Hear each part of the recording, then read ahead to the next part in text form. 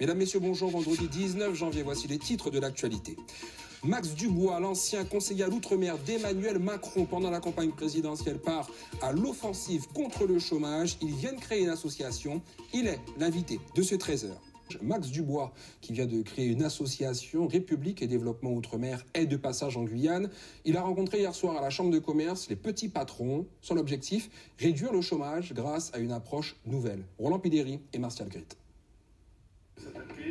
La gestuelle traduit une volonté d'aller de l'avant pour s'attaquer au chômage de masse dans les territoires d'outre-mer qui comptent 350 000 demandeurs d'emploi, dont la moitié en moins de 25 ans. Un chômage endémique avec des causes multiples, Max Dubois égrène une liste de problématiques rabâchées depuis longtemps par les socio-économiques. Des délais de paiement trop longs, un manque de formation et de qualification, sans oublier la complexité administrative. Au passage, l'ex-conseiller de Macron égratigne la Banque publique d'investissement qui, selon les chefs d'entreprise, ne faciliterait plus l'accès au crédit. BPI, c'est tout de même des fonds qui sont des fonds destinés à réamorcer la machine économique dans les Outre-mer. Donc si cette banque aujourd'hui ne joue plus ce rôle, qui est un rôle d'économie sociale, alors évidemment, les autres banques n'y vont pas et la machine est bloquée. Parmi les propositions de Max Dubois, faire passer de 10 000 à 20 000 d'ici 2019 le nombre d'apprentis dans les territoires, faciliter l'adhésion des petits patrons à une mutuelle. Il veut aussi développer l'interterritorialité dans le cadre des filières économiques. On essaie de mettre en place avec les filières une solidarité de métiers. Ça n'a rien de contradictoire avec le fait que les territoires ont leur spécificité. L'avis des petits patrons, après cet exposé sur les solutions pour vaincre le chômage, certains sont prêts à accompagner l'association dans sa croisade. Il est important qu'on puisse trouver des solutions concrètes et immédiate à ce fléau qui est le chômage. Donc aujourd'hui, c'est qu'on mette en place ces actions concrètes. Toute plateforme d'espace de communication, de lobbying auprès des autorités pour faire en sorte que nos dossiers avancent, pour faire en sorte que notre situation soit prise en compte, que nous soyons écoutés. L'association R&D, qui n'est qu'au début de son action, veut aller très vite. Elle souhaite attirer vers elle un grand nombre de chefs d'entreprise pour faire le chemin ensemble. Et notre invité est Max Dubois. Bonjour Max Dubois. Bonjour. Vous êtes le président donc, de l'association République et Développement Outre-mer, une association à vocation économique, une association donc de mise en réseau économique des 11 territoires français d'outre-mer. Alors, il existe déjà la FEDOM. Est-ce que vous vous placez en concurrent ou en complémentarité de la FEDOM ? Je pense que la FEDOM s'adresse essentiellement à des grosses entreprises.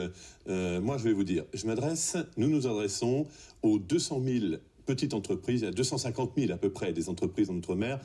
Moi, je m'adresse aux plus petites d'entre elles, c'est-à-dire que ça fait 200 000 qui n'ont pas de salariés, plus bien d'autres encore qui ont moins de 20 salariés. Donc ça, c'est là où nous allons. Depuis que je suis en Guyane, depuis 2 jours, j'ai rencontré peut-être 150 petits chefs d'entreprise. Je viens de Guadeloupe, où j'en ai rencontré aussi. Je vais demain en Martinique, etc. Là, je peux m'adresser directement au chef de l'État, lui dire « Président Emmanuel, lorsque tu m'as envoyé dans les territoires pour faire la campagne, je suis allé à la rencontre de toutes ces personnes, et notamment des chefs d'entreprise. Je les retrouve aujourd'hui, et Président, ils te font confiance. Il y a une adhésion au président de la République. Elle est réelle, parce qu'ils pensent que par la force du président Macron, par son engagement... Mais quel est leur souci, donc, concrètement, qui rencontrent leur souci, concrètement, le tout premier souci, ils ont de la trésorerie dehors, parce que la commande publique tire naturellement l'économie des territoires, et que les collectivités locales, pour des raisons que je ne connais pas, et à la limite, qui ne sont pas le problème des petits chefs d'entreprise, les petits chefs d'entreprise ne sont pas payés. Je rencontre parfois des gens... Donc leur plus gros problème, c'est le défaut de paiement des collectivités. C'est les délais de paiement. Il faut, et là encore une fois, je dis ça au président de la République parce que c'est important. Donc qu'il fasse pression en fait, sur les collectivités. Je ne sais pas s'il faut faire pression. Je crois qu'il faut prendre ce problème à bras-le-corps, parce que si on commence déjà à payer les petits chefs d'entreprise, écoutez, ces petits chefs d'entreprise, quand ils vont à la banque, ils demandent un prêt, ils ne l'obtiennent pas, alors qu'eux-mêmes sont banquiers, puisque eux font la banque des collectivités.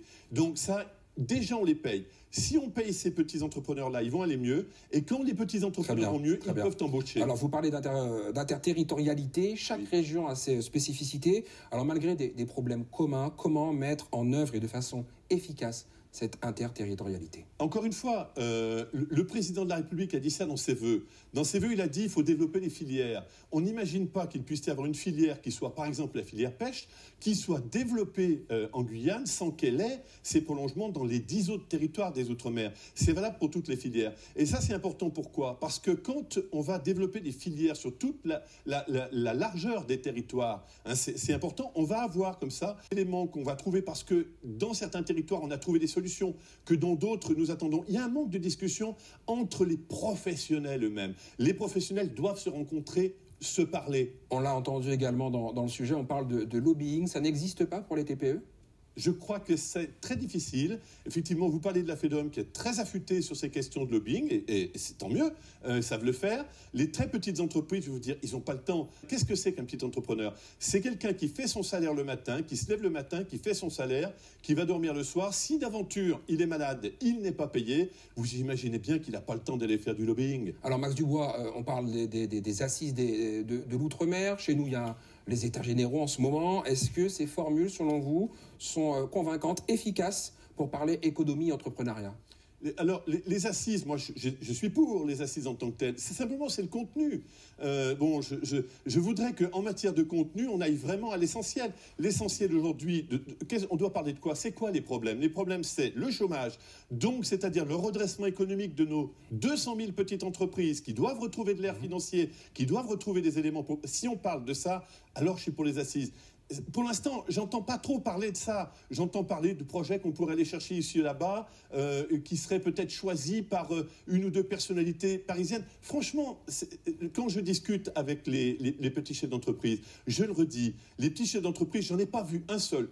J'ai dû en contacter 300 ou 400 avec qui j'ai parlé depuis une semaine que je suis dans les Outre-mer. J'en ai pas eu un qui a levé la langue contre le président de la République. Tous sont attendent, tous lui font confiance, à condition de prendre les vrais sujets. Donc, quelles sont les attentes des directeurs de TPE en Guyane que vous avez rencontrés? Qu'est-ce qui ressort principalement? Écoutez, d'abord, les directeurs de TPE, ils aiment fondamentalement leur territoire. Ils aiment la Guyane, ils aiment leur territoire, ils travaillent pour les territoires. Simplement, ils me disent, Max, on ne peut pas y arriver. Si on n'est pas payé, comment tu veux qu'on développe? C'est vrai, si j'ai qu'un mot à faire passer, parce qu'on a très peu de temps, après il y aura plein de solutions que je vais vous donner. Est-ce qu'il y avait des représentants des collectivités lors de vos rencontres? Alors non, ils sont intervenus? Non, il n'y avait pas de président de collectivité, d'ailleurs parce que nous étions entre nous, nous étions entre chefs d'entreprise. D'ailleurs, merci infiniment à Madame la Présidente de la Chambre de commerce et d'industrie qui a bien voulu mettre à disposition les locaux de la Chambre de commerce pour pouvoir nous accueillir. Je suis très sensible à ça, et ce que nous disent vraiment tous les petits chefs d'entreprise, encore une fois, ils nous disent, écoute, nous on est prêts à y aller, on est prêt à croire à l'action présidentielle, parce qu'effectivement, on voit quelque part un président de la République qui mouille la chemise, on voit qu'il bosse, on voit que le gars travaille, qu'il fait, il est comme nous-mêmes. Vous êtes convaincu par la politique d'Emmanuel Macron vis-à-vis des Outre-mer, vous qui avez été justement son conseiller Outre-mer durant la campagne? Aujourd'hui, vous êtes satisfait de son action? Écoutez, moi, je suis macroniste et je ne suis pas République En Marche. Comme plein de gens, ça ne veut pas dire que la République En Marche, c'est très bien, c'est un parti politique, etc. Moi, je crois profondément, je viens de la société civile, je suis retourné dans la société civile, et ce que je crois à cet homme qui a l'amour de France de tous les territoires de France, et ce que je crois, c'est qu'avec cet homme-là, on va enfin réussir à pousser tous les obstacles que nous n'avions pas réussi à renverser jusqu'à maintenant. C'est ce à quoi je crois profondément. Et vraiment, j'invite tous les chefs d'entreprise à écoutez, faites-lui confiance et je crois qu'on va y arriver. Max Dubois, merci d'avoir répondu à nos questions. Je rappelle que vous êtes le président de l'association République et Développement Outre-mer. Merci infiniment.